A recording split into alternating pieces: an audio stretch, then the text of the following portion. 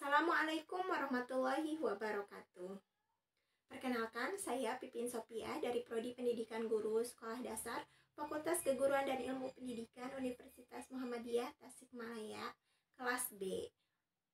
Video kali ini saya akan membahas tentang poin yang ke-15, yaitu epilog iman, ilmu, dan amal sebagai pilar peradaban.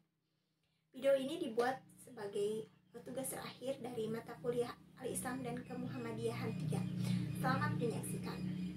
Dalam sejarah kehidupan manusia, Allah Subhanahu wa Ta'ala memberikan kehidupan yang sejahtera, bahagia, dan damai kepada semua orang yang mau melakukan amal kebaikan yang diiringi dengan iman, dengan yakin dan ikhlas karena Allah Subhanahu wa Ta'ala semata. Quran Surat At-Tolak ayat 2-3. Perbuatan baik seorang tidak akan dinilai sebagai suatu perbuatan amal soleh jika perbuatan tersebut tidak dibangun atas nilai iman dan takwa. Sehingga dalam pemikiran Islam, perbuatan manusia harus berdasarkan iman dan pengetahuan tentang pelaksanaan perbuatan. Sumber ilmu menurut ajaran Islam yang pertama yaitu wahyu, yaitu sesuatu yang dibisikkan dan diilhamkan ke dalam sukma serta isyarat cepat yang lebih cenderung dalam bentuk rahasia yang disebut ayat Allah Subhanahu wa Ta'ala atau Quraniyah. Yang kedua yaitu akal, yaitu suatu kesempurnaan manusia yang diberikan Allah Subhanahu wa Ta'ala untuk berpikir dan menganalisa semua yang ada dan wujud di atas dunia yang disebut ayat Allah atau kauniyah.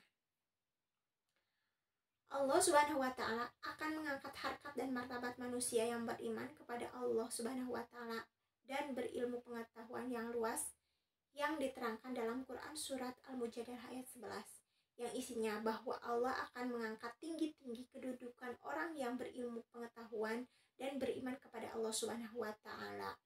Orang yang beriman diangkat kedudukannya karena selalu taat melaksanakan perintah Allah Subhanahu wa Ta'ala dan Rasulnya. Sedangkan orang yang berilmu diangkat kedudukannya karena dapat memberi banyak manfaat kepada orang lain. Islam tidak menghendaki orang alim yang digambarkan seperti lilin mampu menerangi orang lain sedang dirinya sendiri hancur, dan ini besar sekali dosanya karena dapat memberitahu orang lain dan dirinya sendiri tidak mau atau lagi juga tidak mengerjakan seperti dalam Quran Surat As-Sof ayat 3 yang menerangkan bahwa orang alim dan pandai hendaklah menjadi contoh dan teladan bagi orang lain di bawah naungan dan lindungan Allah Subhanahu wa Ta'ala. Iman, ilmu, dan amal merupakan suatu kesatuan yang utuh, tidak dapat dipisahkan antara satu dengan lainnya.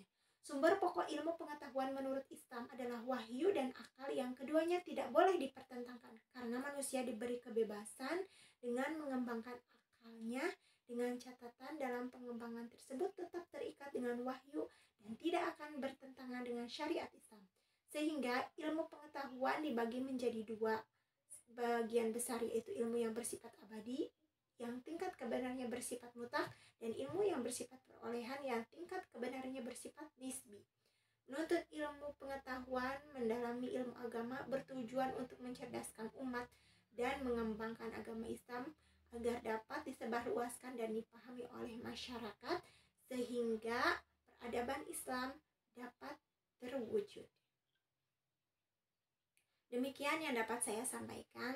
Mohon maaf apabila terdapat banyak kesalahan. Nasrun minallah wa fathun qarib wa basyiril mu'minin.